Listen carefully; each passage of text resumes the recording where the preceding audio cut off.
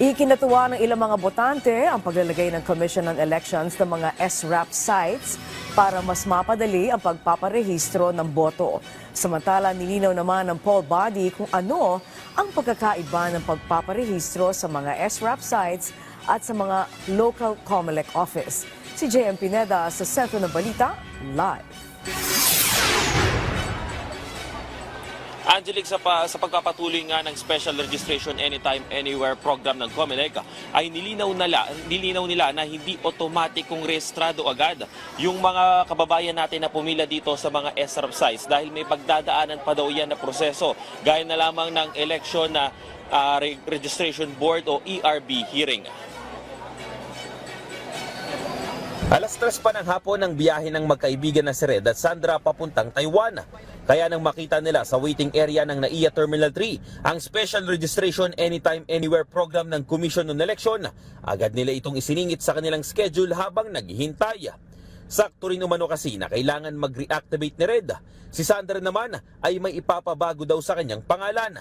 Less hassle umano para sa kanila, lalo pa at malalayo ang kanilang probinsya kung saan sila nakarehistro.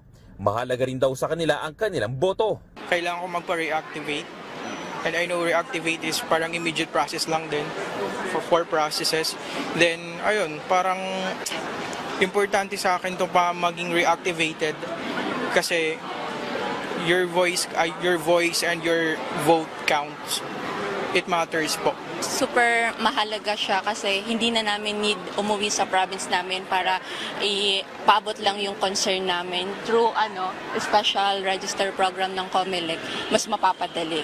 Pasado alas 8 ng umaga nang magsimulang tumanggap ng mga magpaparehistro ang Special Registration Anytime Anywhere program site na ito sa NAIA Terminal 3. Ito na ang pangalawang araw na umarangkada sa airport ang Special Registration ng COMELEC.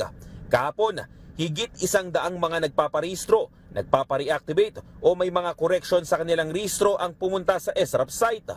Easy access nga naman dahil nasa gilid lamang ito ng arrival area ng Terminal 3.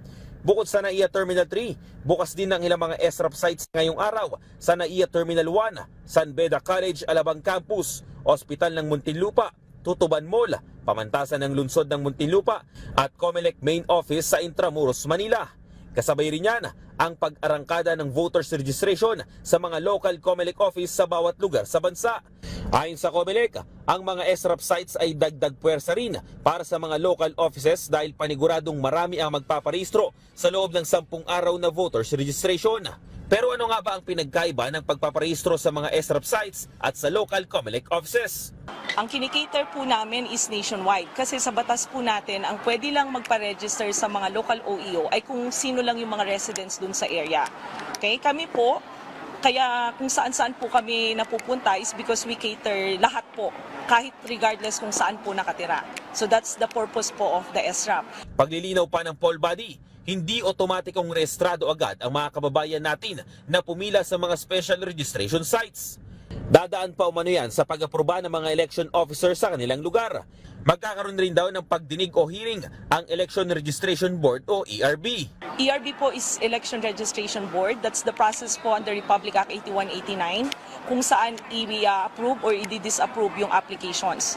Of course, hindi naman siya i-disapprove kung walang ground. Usually po, ang ground ng disapproval, dalawa lang naman po yan. It's either hindi ka resident sa area, resident ng area, or hindi ka po qualified in terms of age. Sa August 25, gaganapin ang ERB hearing sa buong Pilipinas. Pagtapos umano ng 10 araw, doon pa lang malalaman kung aprobado ba ang iyong rehistro. Ipopost naman umano ng COMELEC sa kanilang website ang approve at disapprove application.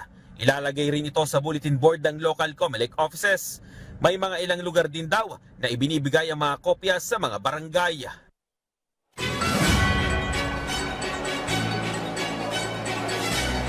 Angelic, isa nga rin sa sinabi ng COMELEC sa atin kanina ay yung paglilinaw nila na yung 10 araw na ibinigay nila para sa mga local COMELEC office na reviewin yung mga rehistradong nagparehistro dito sa mga SRAP sites ay minimum lamang yon. Ibig sabihin nun, Angelic, ay posible pang tumaas yung bilang o tumaas yung 10 araw na yon dahil posible daw na maraming mga nagparehistrong mga kabataan sa kanilang mga local COMELEC office. Yan muna latest. Balik sa iyo, Angelic.